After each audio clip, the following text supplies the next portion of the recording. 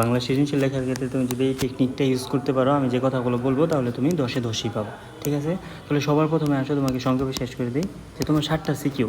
তোমার প্রথমে খেয়াল রাখতে হবে যে 7/7, অর্থাৎ 7টা থেকে আমার 7টাই দিতে হবে। আমি হচ্ছে তুমি যদি ভালোভাবে খুব সুন্দরভাবে 6টা লিখে আসো, খুব সুন্দরভাবে, যে 6টাতে হচ্ছে তুমি 60 পাইতেছো, তারপর দেখবে তোমার প্লাস ছুটে যাবে। কারণ হচ্ছে বাংলা সৃজনশীলে তোমার ফুল মার্ক করতে হবে। তো সামহাও তোমার টার্গেট থাকবে যে আমি 7-এর মধ্যে 7টাই কমপ্লিট করবো। তো সবার প্রথম হচ্ছে তুমি একটা টাইম ধরে নাও। টাইম হচ্ছে তুমি সর্বোচ্চ ধরবা 20 থেকে 22 মিনিট একটা সৃজনশীলের জন্য। কয়ের জন্য তুমি হচ্ছে ধরো 1 মিনিট ধরবা, ক্ষয়ের জন্য হচ্ছে তুমি 2 to 3 মিনিটস, তারপর হচ্ছে তোমার গয়ের জন্য ধরো হচ্ছে 6 থেকে 7 মিনিট, পরটার জন্য 7 থেকে 8 মিনিট। এভাবে তুমি যদি করো দেখবা হচ্ছে তোমার 25 মিনিটের আগে একটা সৃজনশীল লেখা কমপ্লিট হয়ে যাবে। ঠিক আছে, এই কাজটা হচ্ছে তুমি করবা। তারপর হচ্ছে বিভিন্ন টেকনিকের হচ্ছে 1 নম্বর টেকনিক হচ্ছে তুমি প্যারা করে লিখবা। তোমাকে কী করে লিখতে হবে? প্যারা করে লিখতে হবে। তারপর হচ্ছে ধরো তুমি এই হচ্ছে একটা প্যারা লিখছো, এই আর একটা প্যারা লিখছো। প্রত্যেকটা প্যারার আগে তুমি হয় যেরকম গুল্লা দিবা, নয় হচ্ছে তুমি ধরো এই যে এরকম বক্স দিয়ে রাখবা, অথবা তুমি অন্য যে কোনো কিছু সাইন ইউজ করতে পারো। মানে টিচারের চোখে যেন পড়ে যে হচ্ছে তুমি একটা কিছু প্যারা দিছো, প্যারাটা যেন হাইলাইট হয়, এটা একটা বিষয়। আরেকটা হচ্ছে তুমি যখন লিখবা, তখন লেখার ক্ষেত্রে তুমি এখানে ধরো আরেকটা কাজ করতে পারো, যে ধরো এই হচ্ছে পৃষ্ঠার ক্ষেত্রে লেখার ক্ষেত্রে তুমি ডিরেক্টলি এখান থেকে ক থেকে শুরু করতে পারো, অথবা তুমি লিখতে পারো 1 নং প্রশ্নের উত্তর লিখে ব্র্যাকেটে ক, তারপর হচ্ছে আবার 1 নং প্রশ্নের উত্তর ব্র্যাকেটে খ।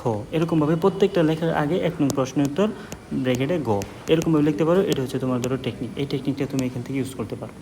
পরবর্তীতে এই পেজে হচ্ছে তুমি 4টা পেজ দেখতে পাচ্ছ। এখানে আমি তোমাকে সংক্ষেপে দেখা দিই কীভাবে লিখবা।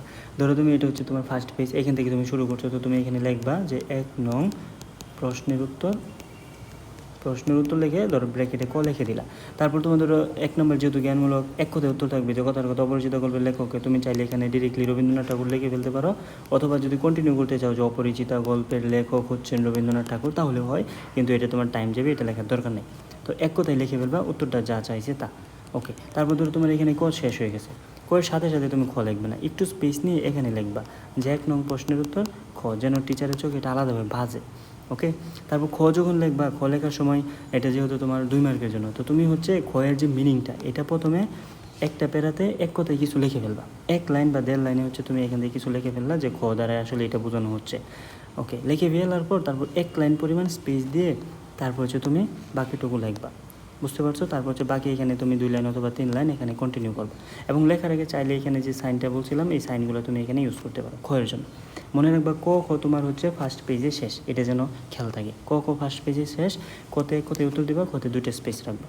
যখন হচ্ছে দ্বিতীয় পেজ থেকে তুমি হচ্ছে এখান থেকে শুরু করতেছো 1 নং প্রশ্নের উত্তর গ, এরকম যখন শুরু করবা, তখন তুমি সবার প্রথমে 1 লাইনে একটা কিছু লিখে ফেলবা, 1 লাইন অথবা 1.5 লাইনে একটা কিছু লিখে ফেলবা। এখান থেকে কী লিখবা, যে হচ্ছে গত ধরো বলছে কোনটার সাথে সাদৃশ্য হয়, বৈসাদৃশ্য, তুমি এই জাস্ট টপ পয়েন্টটা বলবা যে এটার সাথে সাদৃশ্য, এটার সাথে বৈসাদৃশ্য।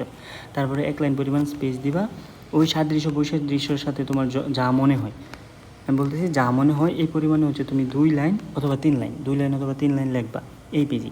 তারপর হচ্ছে তুমি পেজের নিচের দিকে চলে আসবা, তখন হচ্ছে কি তুমি উদ্দীপকের সাথে এটাকে মিলাই দেবা। উদ্দীপকের সাথে মিলাই ধরো তুমি এইখান থেকে আরে কিছু লিখবা। যদি তোমার হাতে যদি দেখো যে শেষের দিকের কোয়েশ্চেনগুলোতে টাইম না থাকে, তাহলে তুমি 1 পেজে গো কমপ্লিট করতে পারো। যদি দেখে টাইম আসে, তাহলে তুমি পরবর্তী পেজে, আমি মার্ক করে দিই যে পরবর্তী পেজে গিয়ে হচ্ছে তুমি এই পর্যন্ত লিখে আসবে। পরবর্তী পেজ এই যে এই পর্যন্ত হচ্ছে তুমি গোটা কন্টিনিউ শেষ করবা। ঠিক আছে, আর আরেকটা বিষয় অবশ্যই মাথায় রাখবা, যে শেষে হচ্ছে তুমি এখানে একটা কনক্লুশন টানবা, যে অতএব তুমি ধরো এখানে বলছো যে মানবিক মূল্যবোধের সাথে মিল আছে, অতএব পরে বলবা যে উপরোক্ত আলোচনা অনুসারে আমরা বলতে পারি এখানে মানবিক মূল্যবোধের সাথে মিল আছে। মানে তুমি যা লেখছো এটার একটা উপসংহার টানতেছো, বুঝতে পারছো? তাহলে কিন্তু দেখো তোমার এখানে একটা প্যারা, এখানে একটা প্যারা, এখানে একটা প্যারা, শেষে কনক্লুশনটা হচ্ছে তোমার 1 লাইন, 1 লাইনের বেশি না, এ পর্যন্ত লিখবা। তারপর তুমি এখান থেকে ধরো শুরু করলা, ধরো তুমি এখান থেকে গ শুরু করবা, যে 1 নং প্রশ্ন উত্তর গ। তো গ যেহেতু 4 মার্কের জন্য মিনিমাম হচ্ছে তুমি 4টা প্যারা দেবা। এই যে প্রথম আবার মতো তুমি হচ্ছে এখানে একটা লাইনে কিছু বা 1.5 লাইনে কিছু লিখবা, 1 লাইন পরিমাণ স্পেস দিবা।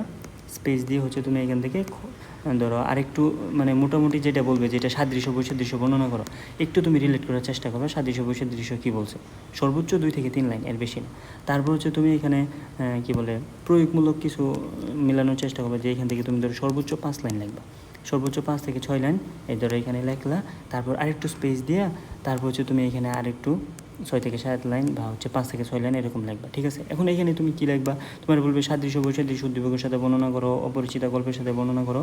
এখানে হচ্ছে তুমি এক কথায় বলে দেবা কী মিল আছে এখানে, এই মিলের রিলেটেড ধরো এখানে হচ্ছে তোমার লেখা যে কি যে কোনো একটা টপিক সম্পর্কে লেখা আছে, ওই টপিক সম্পর্কে তুমি এই যে দ্বিতীয় প্যারাতে লিখবা। এখানে তোমার গল্প উদ্দীপক লিখতে হবে না। ধরো এখানে বলছে দেশপ্রেম, দেশপ্রেম নিয়ে একটা টপিক আছে, তুমি দেশপ্রেম নিয়ে এখানে জেনারেল লিখবা, না উদ্দীপকের সাথে মিল না কারোর সাথে মিল। যখন তুমি হচ্ছে এইটাতে আসবা তখন গিয়ে হচ্ছে এই 2 প্যারাতে এসে ধরো এই যে এই 2টা প্যারাতে এসে তুমি উদ্দীপক এবং বাকি যে তোমার প্যারাটা আছে এটার সাথে তুমি মিলাবা, ঠিক আছে। এভাবে তুমি কন্টিনিউ করবা। যদি তোমার টাইম থাকে পরবর্তীতে 1.5 পেজ লেখার পর আরও কিছু হচ্ছে তুমি এখানে কন্টিনিউ করতে পারো। আর যদি টাইম না থাকে তাহলে করার দরকার নাই, কন্টিনিউ করার দরকার নাই, ঠিক আছে। তুমি যদি এইভাবে লিখতে পারো, এখন দেখো তোমার টেকনিকটা, যে আমি একটা তোমার টেমপ্লেট দেখাই, যে এখানে তুমি দেখতে পাচ্ছ, এই দেখো টেমপ্লেটটা তারা কীভাবে লিখছে। ধরো কত একটা কোয়েশ্চেন একদম প্রশ্ন উত্তর ডিরেক্ট লিখে ফেলছে। এখানে ধরো অনুপমের চেয়ে 6 বছরের বড়, তুমি যদি ডিরেক্ট 6 বছর লেখো তাহলে কিন্তু হয়। তারপর দেখো খ লিখছে, একটু দেখো স্পেস দিছে কিন্তু, তো খ লিখে এই যে একটা কোটেশন, 2টা কোটেশনে সে কিন্তু লিখে ফেলছে, ওকে। তারপর দেখো আবার গ শুরু করছে, তারা 1 পেজে লিখে ফেলছে, তুমি পরবর্তী পেজে চলে যাবা। আমি যেরকমটা বলে আসি, এখান থেকে শুরু করছে, এই দেখো গ কন্টিনিউ করছে, এই যে 4 নম্বরের জন্য শুরু করছে, 4টা প্যারা, ওকে। এরকম আমি যে কথাটা বললাম যে তুমি যে উত্তরটা করতেছো, টিচার যেন হচ্ছে তোমার খাতা দেখলে বুঝে যে না এই স্টুডেন্টটা এই কতে বা খতে হচ্ছে এরকম। তুমি প্যারাগুলো যে বানাইছো, এই প্যারাগুলো যেন টিচারের চোখে হাইলাইট হয়। যদি এইটা হাইলাইট হয়, তুমি যদি ধরো ভিতরে একটু কমও লেখো, দেখা গেছে একটা টপিক সম্পর্কে তুমি খুব বেশি লেখো নাই, এই যে সৌন্দর্য, এই যে উপস্থাপনা, এর কারণে কিন্তু তুমি মিনিমাম যদি খারাপও লেখো তুমি 8/10 পেয়ে যাবে। আর যদি তুমি ভালো লিখতে পারো, কোনো কোনো টিচার ধরো তোমাকে এখানে 9, 10 এরকমও দিয়ে থাকবে, ঠিক আছে। তো এইভাবে কন্টিনিউ করতে থাকো। আর মোটামুটি একটু প্র্যাকটিস করে যাও। একটা কাজ করবা যে আজকে বা পরীক্ষা যাওয়ার আগে তুমি একটা সিকিউ অনেক সুন্দরভাবে লেখো, নিজের মতো করে লেখো একটা সিকিউ। আর যে ভুলটা করবে না সেটা হচ্ছে যে একটা সিকিউকে 35 মিনিটে লিখতে গিয়ে শেষেরটার জন্য হচ্ছে 10 মিনিট, এরকম করবে না। লিখলে মোটামুটি সবটা একটা অ্যাভারেজে লেখো, বিলো অ্যাভারেজ দরকার নাই। আবার খুব একটা হাই স্ট্যান্ডার্ড লিখে ফেলছো আর একটার অবস্থা খারাপ, এরকমও না, ঠিক আছে। মোটামুটি কমপ্লিট করো, ইনশাল্লাহ ভালো করবা। আল্লাহ হাফেজ।